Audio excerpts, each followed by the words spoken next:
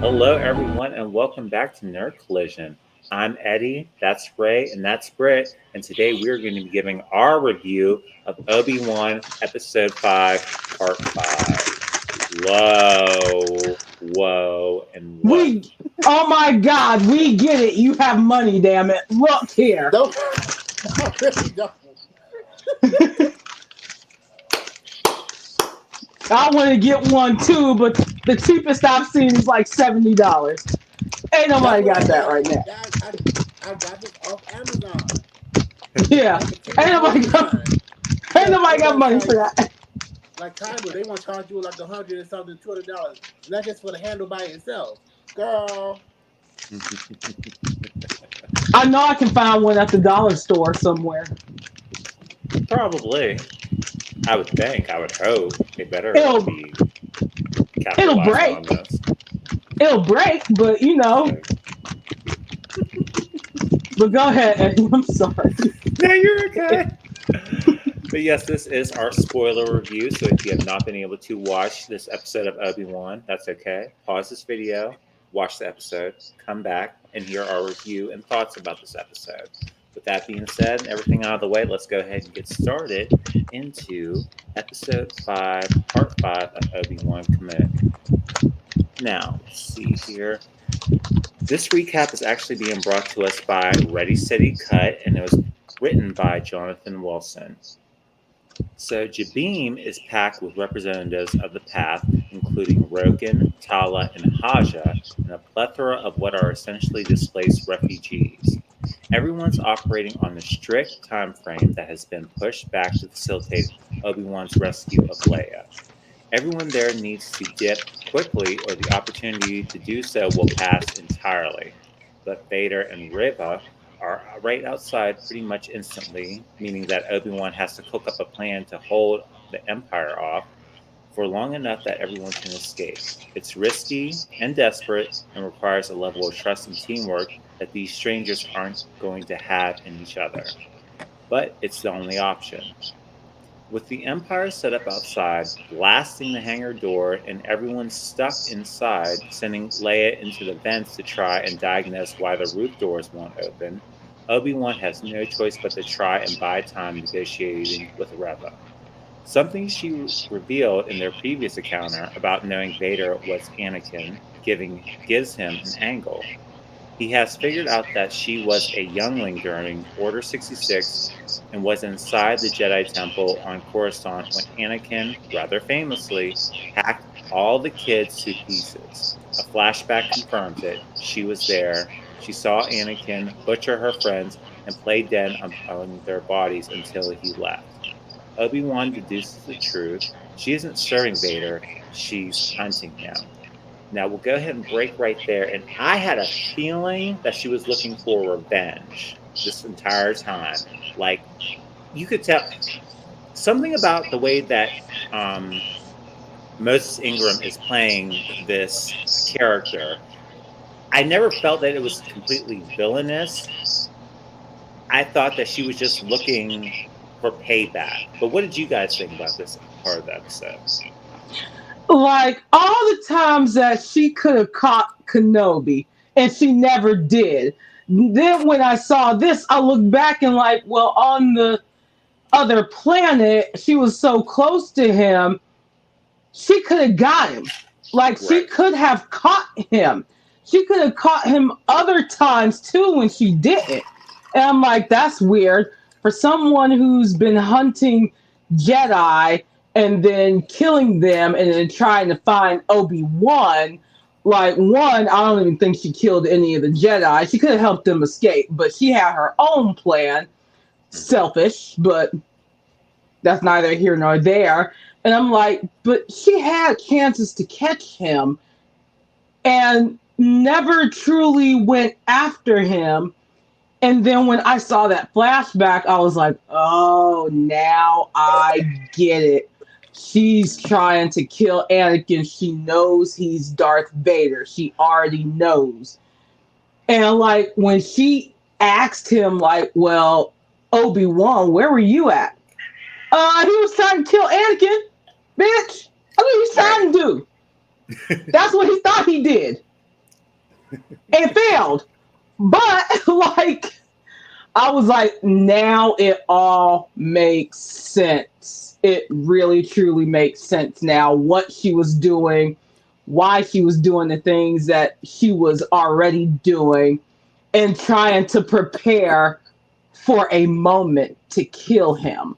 Like when he is starting to trust her, she knew that that was her chance to be like, I'm going to have him start trusting me. I'm going to be this Grand Inquisitor. It all makes sense now.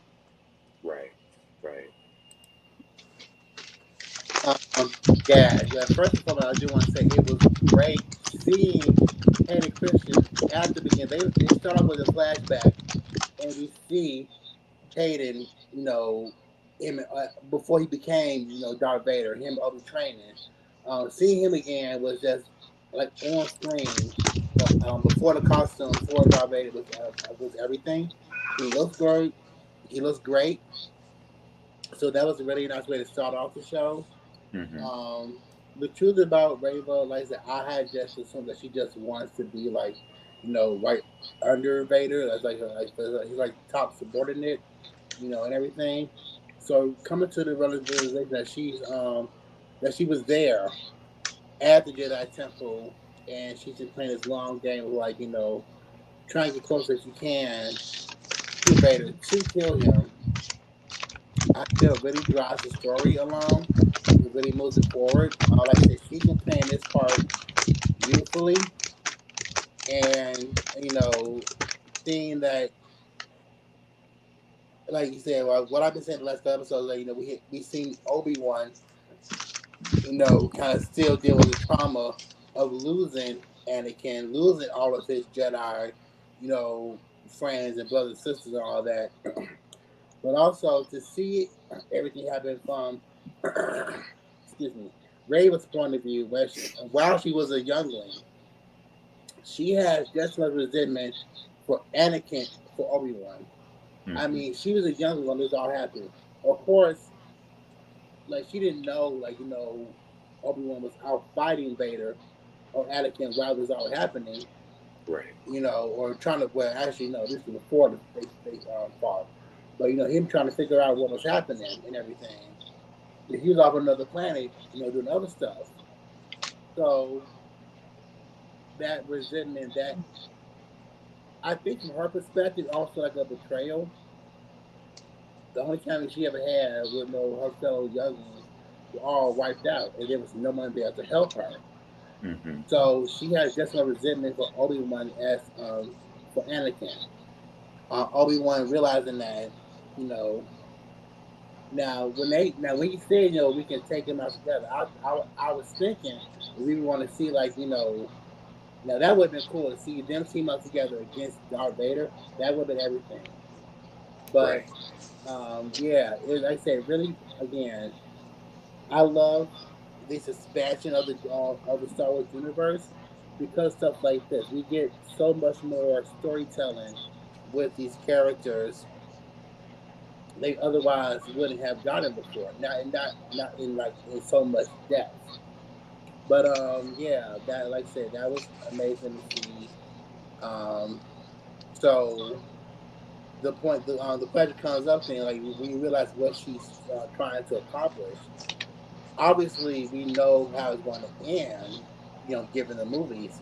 But like I said, this expansion, seeing things from a different perspective, and seeing how this all plays out, it really adds to like the storytelling.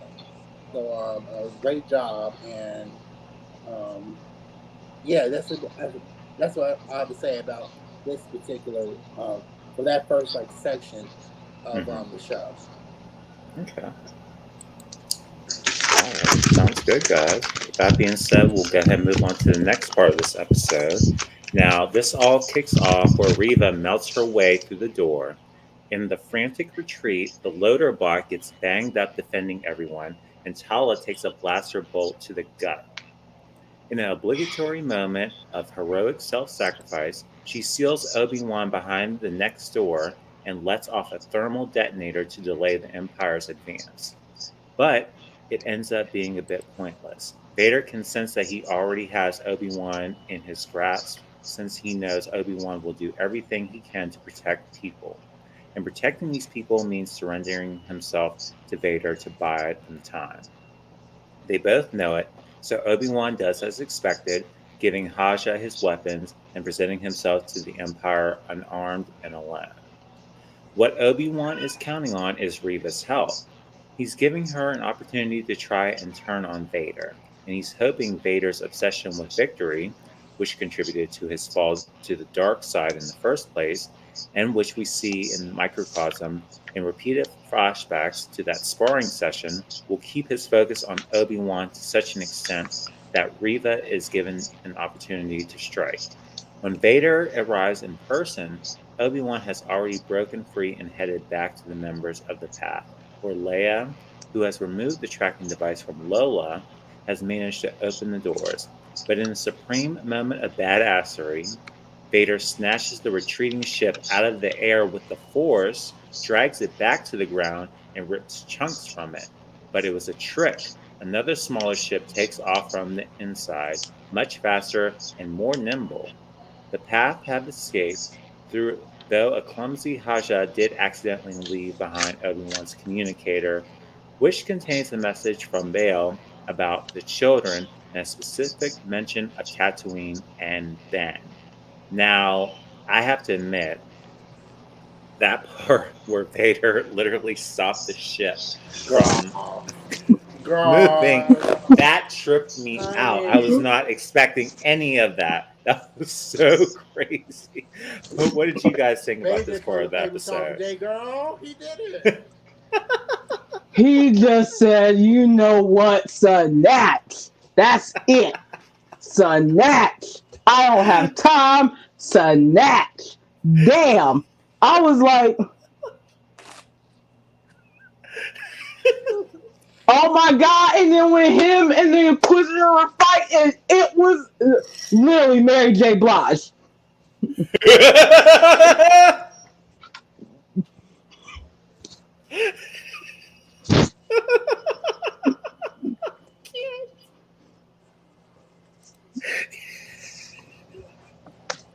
Britt, you better stop.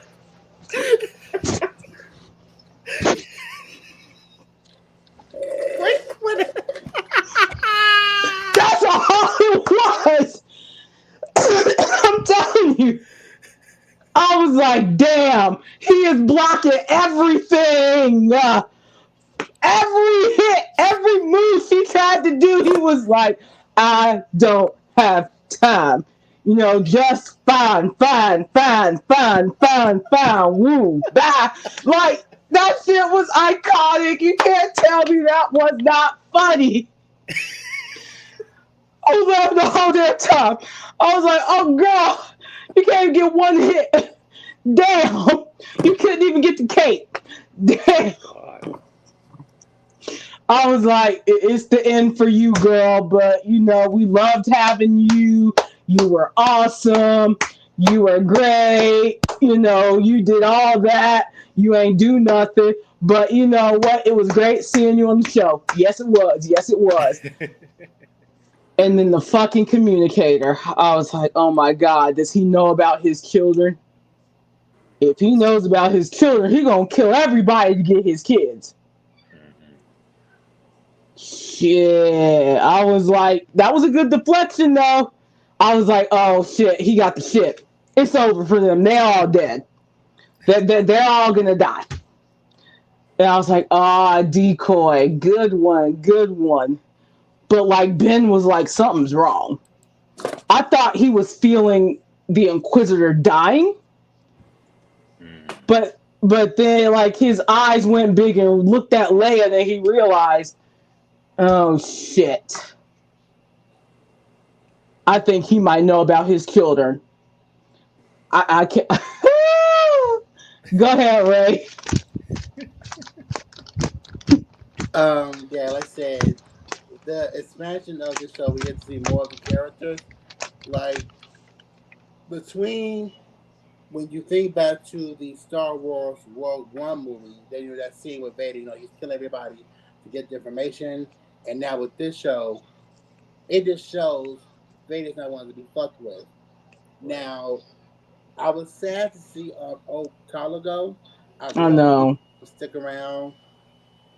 She made the sacrifice. Hold off, give everyone some more time. And I will say, for years, people make the jokes about the stormtroopers and their shooting. They were exceptionally well today, but they were like in a confined space, so I guess you could give them that. But Mm-hmm. it did, like I say, the storytelling on this show has been amazing. You really have like the moments where you had like the gut crushing moments. Like I said, I knew what she was about to do. I said, "Oh, dang! I want her to stick around." But it gave in one time, and the Layla, you know, small little Layla, is sitting up here doing her part, helping out, and I love to see that. She is. That's who she is. Yeah, Vader stopping the ship. I say, oh goodness, what's about to happen here? Oh, it's all over. Oh goodness, I mean, that's crazy. Like I say, they are really they're showing off at this point for Vader, just flexing for no reason, you know. And I was wondering, like, was someone actually in the ship? Was it like on some autopilot, but the other way? So that was like, see, but yeah, seeing him just flex for no apparent reason other than he Mm-hmm. can was just again phenomenal. And I love how I think Vader's being reintroduced to a newer generation. People like I grew up with the original trilogy. My mom had all of them, so I fell in love with Vader, with Star Wars from a young age, and then they Mm-hmm. came and did the prequels, which just enhanced, my love of the Star Wars franchise. And I love that again that this show is like expanding upon that in a more in depth way. But yeah, it's absolute flex with him stopping the ship. Absolutely. That just threw me through a loop. I'm like, he really stopped that ship in midair and snatched it He right said, "Get back. over here."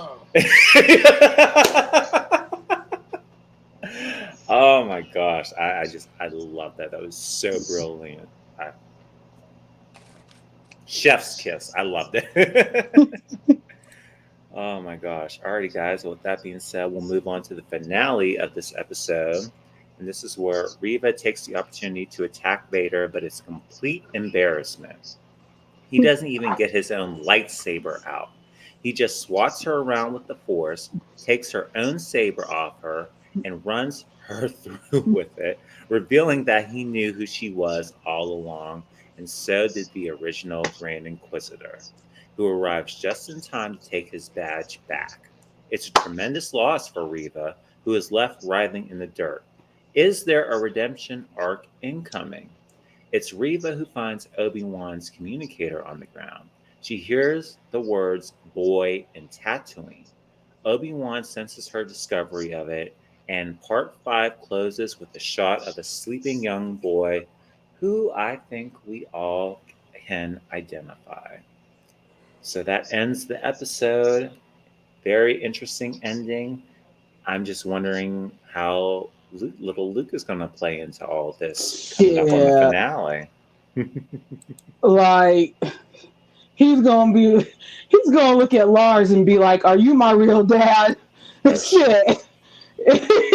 And he's gonna be like, "No." Well, who is my real dad? I don't think you want to damn know. Shit. I don't think you want to know. I don't think you want to go near him. Well, we know years later he does any damn way. But like right now, no.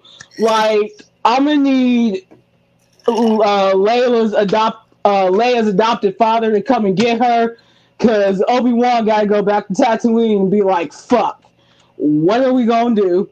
Like, Right. who's gonna come? Like, did Vader listen to it? Did Vader hear it, or was Mm, she the only one that heard it? Because if right. he heard it, he already knows." But that does make sense now, because remember, Empire Strikes Back, Luke, I am your father, I think now we know how he came to actually damn know. Mm.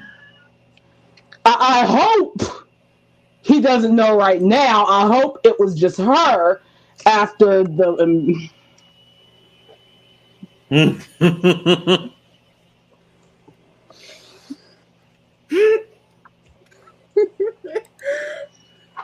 I almost spit my drink So, out. Jesus. to piggyback off Red, that fight was disrespectful. The fact that he didn't even use his own lightsaber, like he was just like he was pretty much breakdancing like this and like that. And she did That's that. all he's doing. Like, That's it. oh my god, like again, they're just flexing at this point. Um, Now, as far as like him knowing about the trilogy, now thinking back to the original trilogy, it was the Emperor who told. Was it? Yeah. I'm trying to remember. I think it was the Emperor who told. He felt something in the forest, and that this person was the son of Anakin Skywalker. At that time we didn't know that Anakin was Darth Vader. Mhm. Going back to the original trilogy. So my thing is, I wonder if we're gonna have like any type of like interactions with them directly. Now he didn't know about. Now he knew about Luke, in the original trilogy. He ain't know But about Leia. right, he didn't know about Leia. So I'm guessing that he knew who she was because they had met at some point.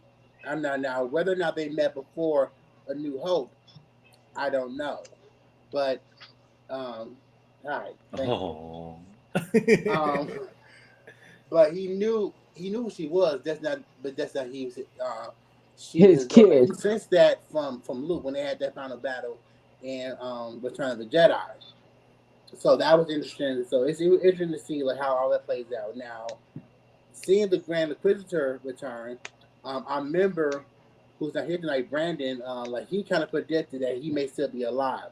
I wasn't so sure, but there he was. Like he said, revenge you know, is an extreme motivator for to keep him going. So apparently that was the case. You agree too. So so now whether or not we see that for Reva, if she survives and to what extent, like if she survives, is she like cross back over to the good side of the forest It was or good having you, girl. and again she felt well she heard the recorder and I think it's not hard for her to figure out that who she's talking about and make connecting the dots pretty much. So we have to see next week whether or not if she survives and if she does survive. But there's like this episode like tied up a few things, also left so many more questions. Whether or Right. not she survives and if she does survive, is she gonna join Obi-Wan to try to take out Vader? Again, we know kind of like the result. Like whether or not they implicate that Reva survived this, or she tries again to kill Vader and somehow dies. We know he's not going to catch Obi Wan. Like that's just something Mhm. we. I mean, again, this is like a fill in for when you look at the timeline of the movies. This is a young Obi Wan, 10 years after the events of Order 66. Most of the Jedi have been hunted or are being hunted down. Those that survived. So we kind of know all of that. But in this, this window or this particular timeline, where we don't know if there are other Jedi out there who survive. They say next week is the last episode.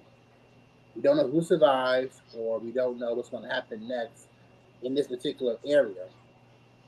So I'm left wondering again if Rava's going to survive and what she's going to do. Um, oh, apparently we know that they got off planet, and so obviously Obi Wan's gonna take Layla back to her father. Um, and what's happening with that? I like that. I want to see like another kind of like confrontation. Also, I just want to point out too. I've enjoyed this series so much, but at the same time, this whole 6 episodes thing. It's not enough. It's Like not. unless they're planning to do another season. Now, I mean, they very well could. We don't know yet. But because I said, there's like again between Luke is like 10 now, and I think in A New Hope he was like what, maybe like he's a teenager. Like I say, between 16 and 18 probably. I I Mm-hmm. don't thought know. it was like 1820 almost. Well, that could be it too. Then, so we know there is some time passing. So ever okay, if they decide not to do like any more episodes, this is like a limited series. We know for the rest until Luke gets older, Obi-Wan, he came like became a hermit, looking at Luke, excuse me, looking at the Luke from afar. But I mean, there is room for them to like to do more if they decide to do it. So we're left with questions, but at the same time, going back to the episode, like I said, Rava heard the recording. So if she does survive, is she going to try to go to Luke directly? Is she going to try to reach Obi Wan? Like he said, team up and try to take on um, Darth Vader and his Grand Inquisitor. The Grand Inquisitor is back. Are we going to see them fight? It's like so many more questions. So we see how that all plays out. But again, that fight scene was disrespectful.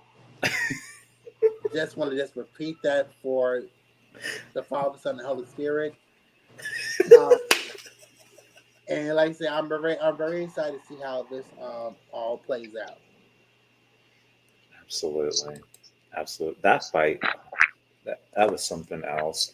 I mean, Riva has a lot of heart, as we all know, and we could all see within that fight. But damn it, man. And one thing I just want to point out too, for Vader, for him, like, he knew who she was the whole time, but he played that to his advantage. He used that to lure out Obi. Like he kind of, I guess you can say, like he knew how determined she was. And he used that to his advantage. Not only is he like just like a fearsome person or entity, he's also good at strategy to use her anger and hatred for him to his own advantage to lure out Obi-Wan. You know, again, it's just great storytelling. Absolutely. Absolutely. Alrighty, guys. Well, this is a great episode. I really enjoyed it a lot. But before we wrap up, any other final thoughts before we go? You know what would be interesting um if Vader already knew Luke was his son, Mm, and before the Emperor even told him or anything like that. It would be interesting if Luke already knew, like, well, no, Anakin would have already known, and that like Anakin was just like, oh, some boy on Tatooine, let's find who it is and kill him.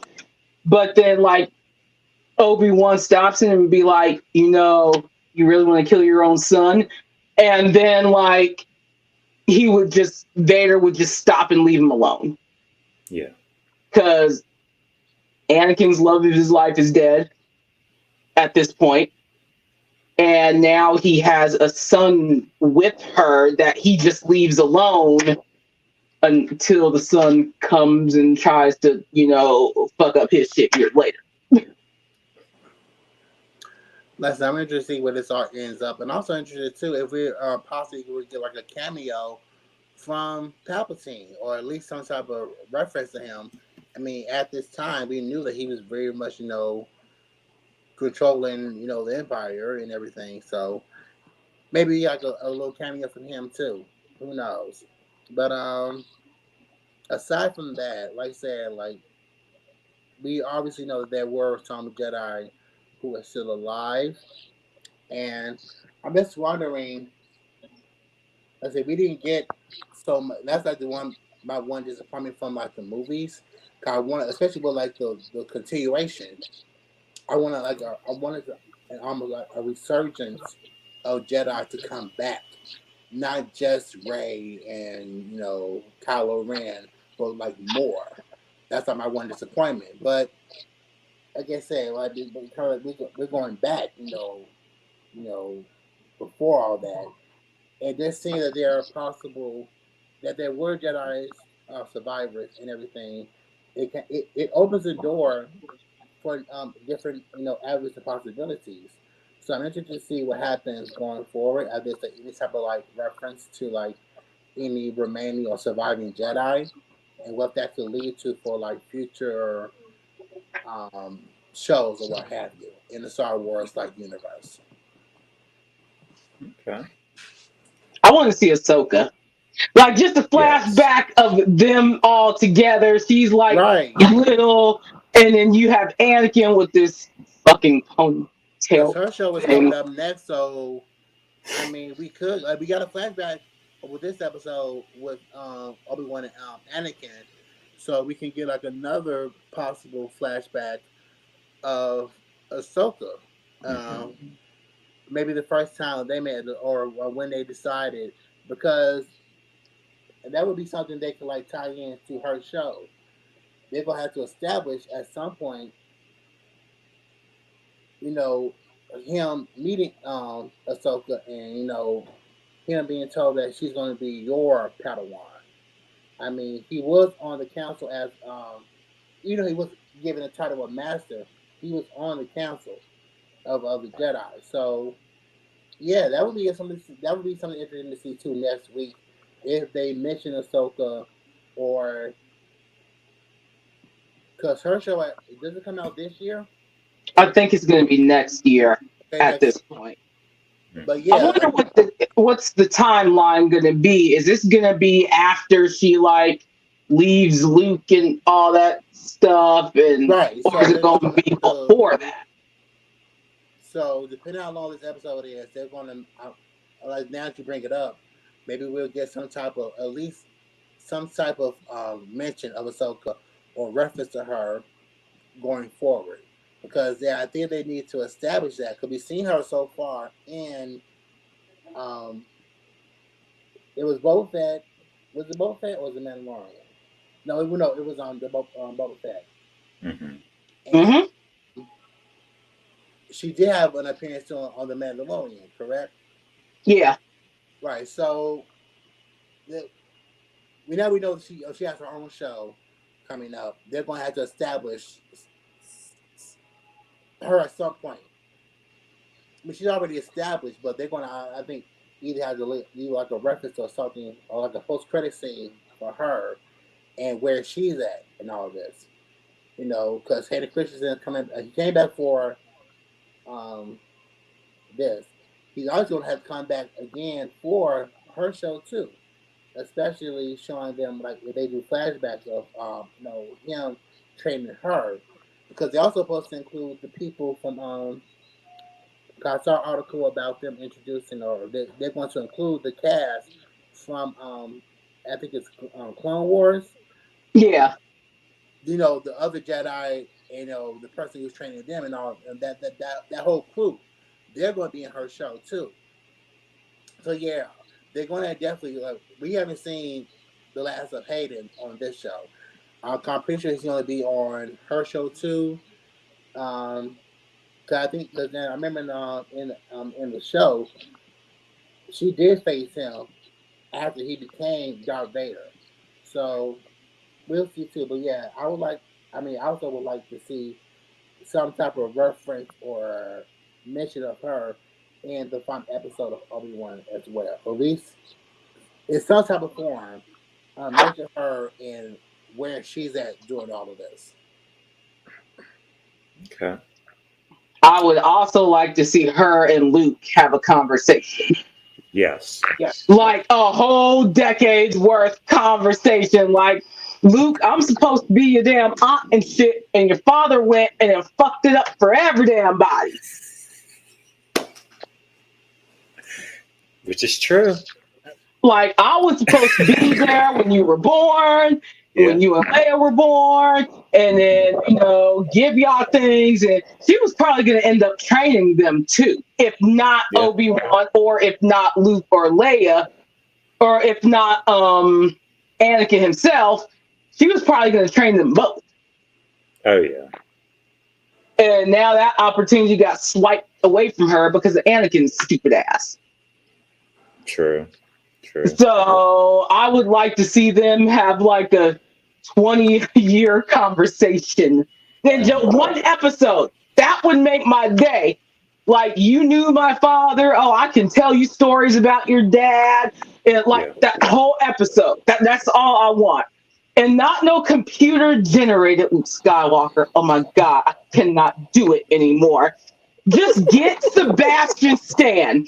Just get him, say, hey, just be Luke Skywalker. Just do that. You have the face for it. That's all that needs to be done.